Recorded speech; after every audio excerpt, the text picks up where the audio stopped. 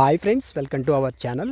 Friends, మనకి present ఈ రోజుకు సంబంధించి కరెంట్ అఫైర్స్లో భాగంగా మనకి వచ్చినటువంటి కరెంట్ అఫైర్స్ని ఈ వీడియోలో మీకైతే ఎక్స్ప్లెయిన్ చేస్తాను. ప్రతిరోజు డైలీ కరెంట్ అఫైర్స్ మన ఛానల్లో అప్లోడ్ అయితే చేయబడుతూ ఉంటాయి. అదేవిధంగా ఎస్ఎస్సి జీడీ కానిస్టేబుల్కి సంబంధించినటువంటి రీజనింగ్ క్వశ్చన్స్ కూడా మన ఛానల్లో అప్లోడ్ అయితే చేస్తున్నాం. ఎవరైనా ఆ ఎగ్జామ్ కూడా ప్రిపేర్ అవుతున్నట్లయితే మన ఛానల్ని సబ్స్క్రైబ్ చేసుకొని ఉంచుకోండి. ఈవినింగ్ దానికి సంబంధించినటువంటి వీడియో అయితే వస్తుంది. మార్నింగ్ ప్రజెంట్ కరెంట్ అఫైర్స్కి సంబంధించిన వీడియో అయితే ఇప్పుడైతే ఈ వీడియో అనేది అప్లోడ్ చేయడం జరుగుతుంది.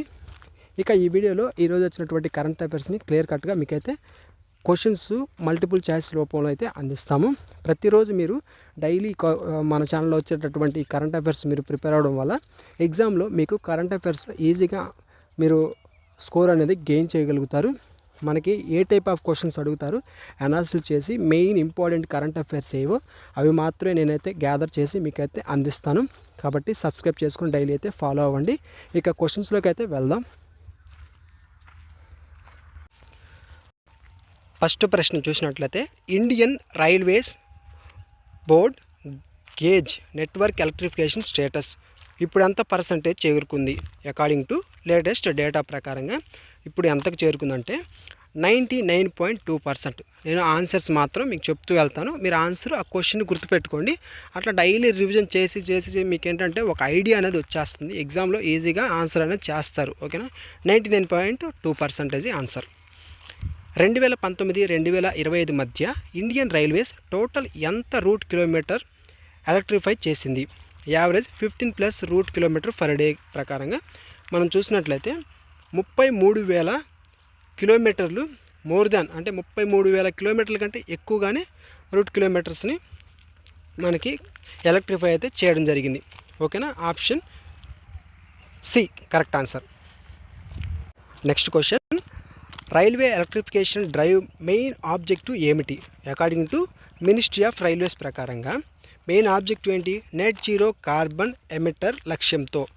ఇది మెయిన్ ఆబ్జెక్టివ్, దాని యొక్క ఆబ్జెక్ట్ అనమాట. నెట్ జీరో కార్బన్ ఎమిటర్ లక్ష్యంతో. మాస్పీ డేటా ప్రకారం ఇండియా అన్ఎంప్లాయ్మెంట్ రేట్ నవంబర్ 2025లో ఎంతకు డిక్లైన్ అయ్యింది?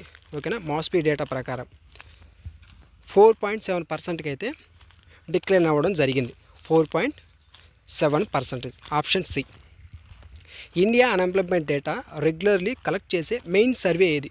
రెగ్యులర్గా ఇండియాకు సంబంధించినటువంటి అన్ఎంప్లాయ్మెంట్ ఎంతమంది ఉన్నారు ఈ డేటాను అంతా కలెక్ట్ చేసేది మనకి పిఎల్ఎఫ్ఎస్. ఓకేనా? పిఎల్ఎఫ్ఎస్ అనేది కలెక్ట్ చేస్తూ ఉంటుంది.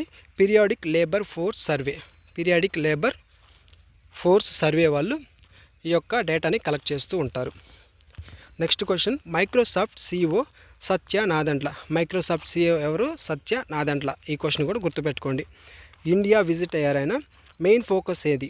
దేని మీద ఉంచారు? మెయిన్ ఫోకస్ ఏంటి క్వశ్చన్. ఓకేనా? మరి యొక్క మెయిన్ ఫోకస్ ఏంటంటే AI skilling, cloud and digital public infrastructure, DPI అంటాం. దాని అబ్రివేషన్ కూడా గుర్తుపెట్టుకోండి. DPI అంటే digital public infrastructure support for India. ఓకేనా? Option B correct answer. SEBI ఇటీవల ఎన్ని కంపెనీస్కి IPOకి అప్రూవల్ ఇచ్చింది? ఎన్ని కంపెనీస్కి ఇచ్చింది? 7 కంపెనీలకు ఇవ్వడం జరిగింది. అది కూడా గుర్తుపెట్టుకోండి. సెబీ 7 కంపెనీలకి అప్రూవల్ ఇవ్వడం అయితే జరిగింది. ఇండియా అర్జెంటీనా మధ్య సంతకం చేసిన ICAR-INTA వర్క్ ప్లాన్ 2025-27 మెయిన్లీ ఏ సెక్టర్ స్ట్రెంథెన్ చేయడానికి ఉంది?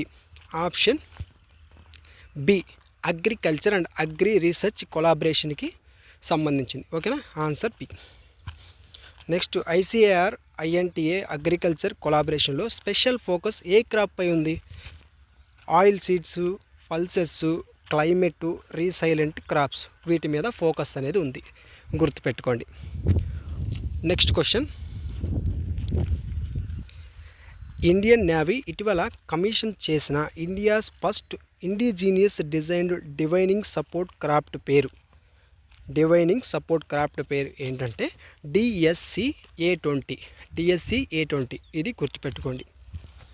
ఈ DSC-A20 మెయిన్లీ ఏ పర్పస్ కోసం యూజ్ అవుతుంది మన నేవీలో అనేది చూస్తే deep sea diving operations and under water repair rescue support కోసం దీన్ని యూజ్ చేస్తారు నేవీలో. ఓకేనా, ఆప్షన్ బి కరెక్ట్ ఆన్సర్.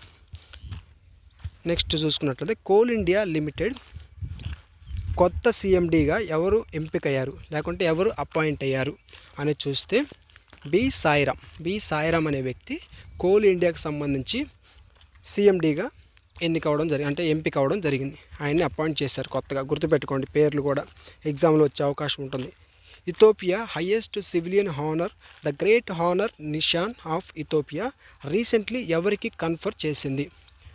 ఈ క్వశ్చన్కి నరేంద్ర మోదీ గారికి కన్ఫర్మ్ అనేది చేయడం జరిగింది, ఇండియాస్ ప్రైమ్ మినిస్టర్ నరేంద్ర మోదీకి. ఓకేనా, option B.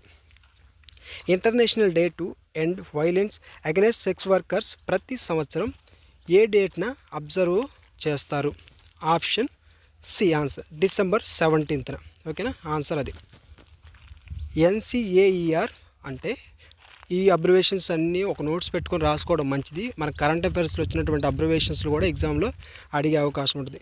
National council of applied economic research NCAER అంటే ఓకేనా, కొత్త డైరెక్టర్ జనరల్గా ఎవరు నియమితులయ్యారు, ఎవరు అపాయింట్ అయ్యారు కొత్త డైరెక్టర్ జనరల్గా?